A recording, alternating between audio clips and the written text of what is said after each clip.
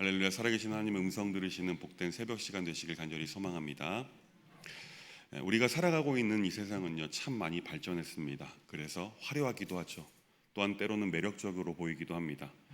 눈에 보이는 도시의 스카이라인, 고급 아파트, 빠른 인터넷, 편리한 기술, 트렌디한 문화, 우리는 이런 것들 속에서 하루하루를 살아가고 있습니다. 물론 제주도기에 직접적으로 경험할 수 있는 것은 분명한 한계가 있습니다.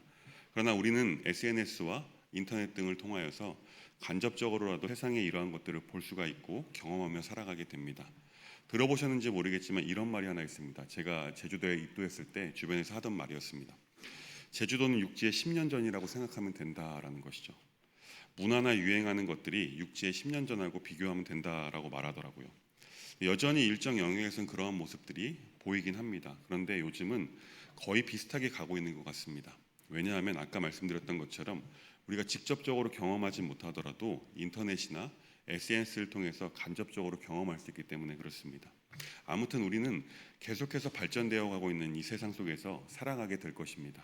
그래서 때로는 너무 매력적이어서 우리가 세상 가운데 속한 채로 세상 문화에 휩쓸려 살아가게 될 수도 있습니다. 하나님께서는요, 그런 우리들에게 오늘 말씀을 통해 말씀하고 계십니다. 이 모든 것들은 결국 무너진다. 그러니 너희의 마음을 거기에 두지 말아라 라고 말입니다. 우리는 하나님의 이 음성 앞에 아멘으로 화답해야 될 줄 믿습니다. 오늘 본문은요, 어제 본문에 이어서 큰 성 바벨론이라는 이름으로 상징되는 세속적인 문명의 최종 몰락을 다루고 있습니다. 그리고 이 바벨론의 붕괴를 보며 슬퍼하고 애통해하는 세 부류의 사람들이 등장하는 것을 보게 됩니다. 권력을 가진 왕들, 이익을 줬던 상인들, 그리고 멀리서 이득을 보던 선원들과 항해자들이었습니다. 이 세 부류의 공통점이 하나 있습니다. 그것은 그들은 모두가 다 세상에 소망을 두고 살았다는 것입니다. 그 결과 그들은 세상이 무너질 때 함께 무너지는 인생을 살게 된 것입니다. 그래서 바벨론의 몰락을 보며 그들은 슬피 울었습니다. 사랑하는 여러분, 오늘 이 새벽에 우리는 스스로에게 질문해야 합니다. 나는 무엇 위에 인생을 세우고 있는지, 무엇에 소망을 두며 살아가고 있는지 말입니다. 바벨론입니까? 아니면 하나님 나라입니까? 오늘 이 새벽에 진지하게 고민해 보시길 간절히 소망합니다. 9절 말씀 보겠습니다. 함께 읽습니다. 그와 함께 음행하고 사치하던 땅의 왕들이 그가 불타는 연기를 보고 위하여 울고 가슴을 치며. 아멘. 9절 말씀을 보면요, 바벨론의 몰락을 보고 슬피 우는 첫 번째 부류가 등장하는 것을 보게 됩니다. 바로 땅의 왕들, 조금 더 확대해 보면요, 권력을 지닌 자들이라고 볼 수 있습니다. 이들은요, 바벨론과 함께 사치하고 음행하던 자들이었습니다. 여기서 음행은 단지 성적인 타락만을 말하는 것이 아니라 하나님을 버리고 세상의 유혹과 손을 잡은 영적인 타락을 의미합니다. 이들이 바벨론이 불타는 모습을 보면서 멀리서 울고 애통했습니다. 왜 그들은 가까이 가지 않았을까요? 그것은 자기에게 피해가 올까 두려웠던 것입니다. 그래서 그들은 가까이 가지 못하고 있는 것이죠. 그들의 애통은요, 회개에서 나오는 눈물이 아닙니다. 그저 자신들이 누리던 것이 사라져가고 있기 때문에 아쉬운 마음에 우는 것입니다. 이 시대에도 이러한 애통들이 많이 있습니다. 경제가 무너지면 우는 사람, 권력을 잃으면 슬퍼하는 사람, 지위가 떨어지면 분노하는 사람, 그들의 눈물은요, 자기중심적인 눈물입니다. 우리도 돌아보아야 합니다. 지금 무엇 때문에 애통하고 계십니까? 만약 세상의 시스템이 무너질 때 우리가 얼마나 그런 것들을 의지했는지 드러나게 될 것입니다. 만약 내가 하나님이 아니라 세상의 성공의 인생을 걸었다면 그 성공이 무너질 때 나도 함께 무너지게 될 것입니다. 성도 여러분, 권력도 돈도 지위도 하나님께서 붙들어 주셔야 유지되는 것임을 기억하시기 바랍니다. 그래서 무너질 것 위에 인생을 세우지 말고 영원한 반석 위에 서는 우리 모두가 될 수 있길 간절히 소망합니다. 이어서 11절 말씀 보겠습니다. 함께 읽습니다. 땅의 상인들이 그를 위하여 울고 애통하는 것은 다시 그들의 상품을 사는 자가 없음이라. 여기서 두 번째 부류가 등장합니다. 바로 그들은 상인입니다. 상인들은 바벨론이라는 거대한 시장에 물건을 팔아 부를 추적한 사람들이었습니다. 그런데 이제 그 바벨론이 무너지고 있습니다. 그들의 경제적 기반이 사라져가고 있는 것이죠. 12절과 13절 말씀에서는요, 이들이 팔던 물품 목록을 구체적으로 나열하고 있습니다. 금, 은, 보석, 고운배, 자주 옷, 각종 향료, 포도주, 기름, 말, 병거, 노예 등등이 기록되어 있습니다. 그런데 마지막 목록은요, 가히 충격적입니다. 종들까지는 어떻게 우리가 이해해 볼 만한데요, 마지막의 목록은요, 사람들의 몸과 영혼들을 팔았다고 기록하고 있습니다. 이것이 바벨론의 실체입니다. 인간의 영혼조차 상품화되는 세상, 수단이 목적보다 중요하고 사람보다 성과가 우선인 세상, 영혼이 거래되고 마음이 물건처럼 취급받는 세상이 바벨론인 것입니다. 여기서 우리의 모습을 돌아보아야 합니다. 우리가 누군가를 그 사람 자체로 존중하기보다는 그 사람이 내게 어떤 이익을 줄지 그것으로 판단하고 있는 마음들이 우리 안에도 자리 잡고 있을 것입니다. 효율, 생산성, 성과가 중심이 되는 사회 속에서 우리도 어쩌면 그러한 가치들을 쫓고 있지는 않은지요. 쫓진 않더라도 암묵적으로 동의하고 있을 수도 있습니다. 심지어 교회에서도요, 유능한 사람, 쓸모 있는 사람을 선호합니다. 사랑하는 여러분, 혹여나 아무도 모르는 내면 속에서 이러한 마음이 우리에게 자리 잡고 있다면 우리는 바로 회개해야 될 것입니다. 그리고 주님께서 피값으로 산 영혼들을 존귀하게 여기는 하나님의 백성다운, 정말 하나님의 자녀가 되어야 될 줄 믿습니다.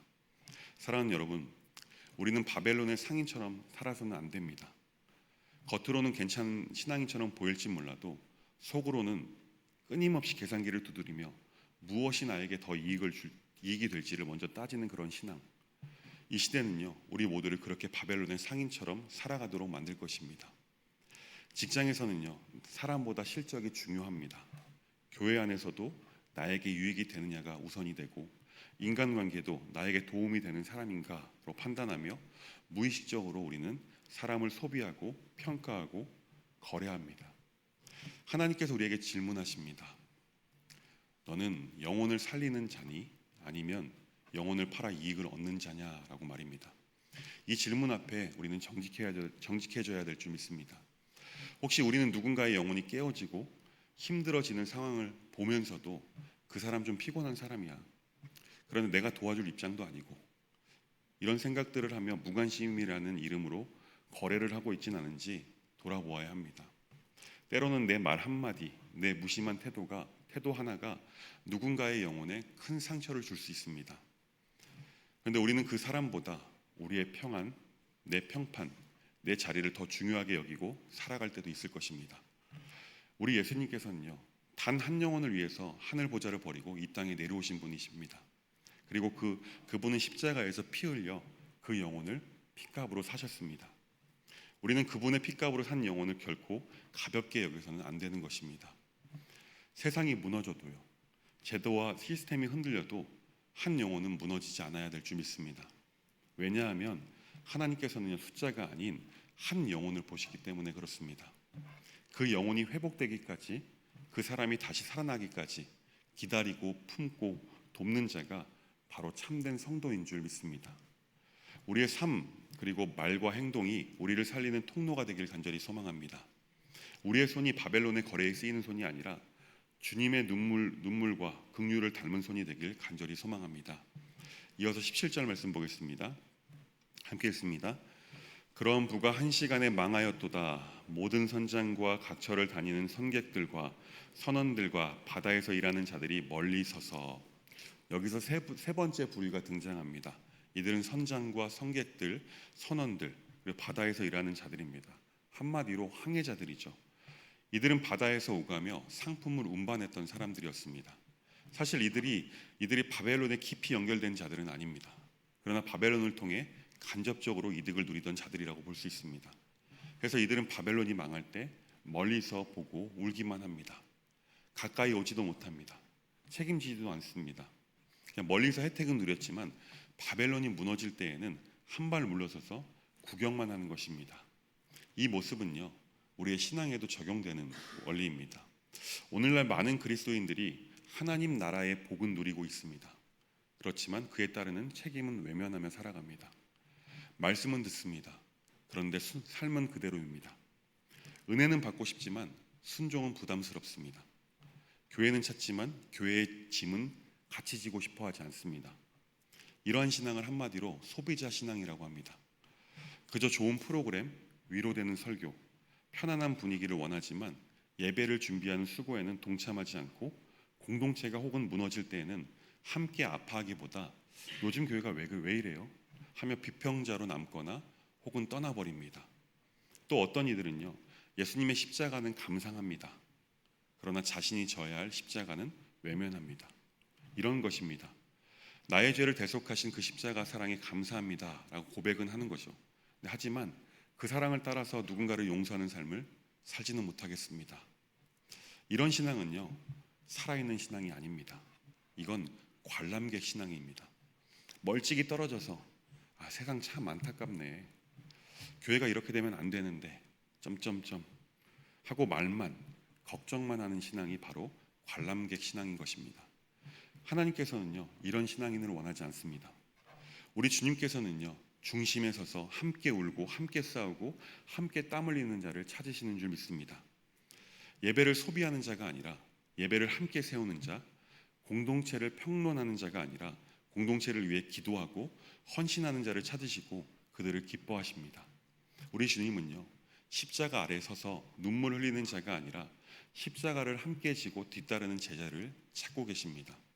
사랑하는 성도 여러분, 오늘 우리의 신앙이 어디에 서 있는지 진지하게 점검해 보시기 바랍니다.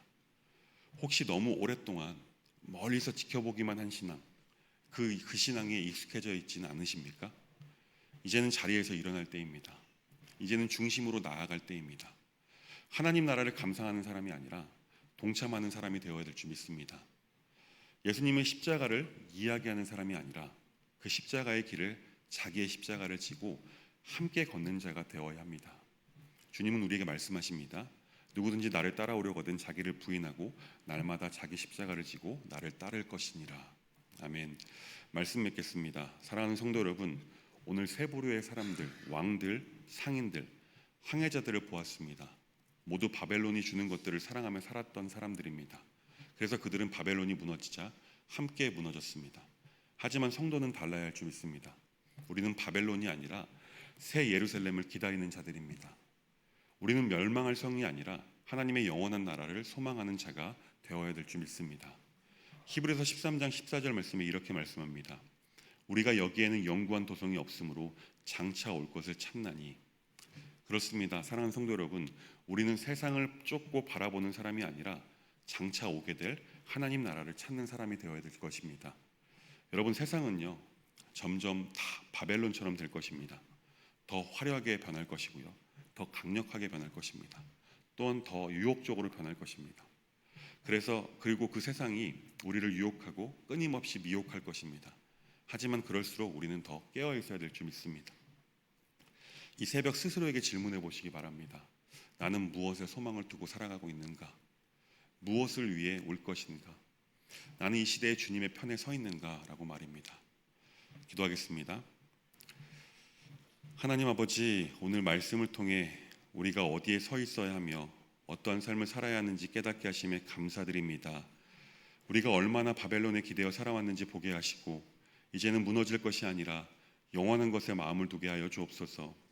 우리의 믿음을 새롭게 하시고 소비자 신앙, 관람객 신앙이 아닌 세상에서 구별된 하나님의 백성, 살아있는 신앙인답게 살아가게 인도하여 주옵소서. 예수님의 이름으로 간절히 기도합니다. 아멘.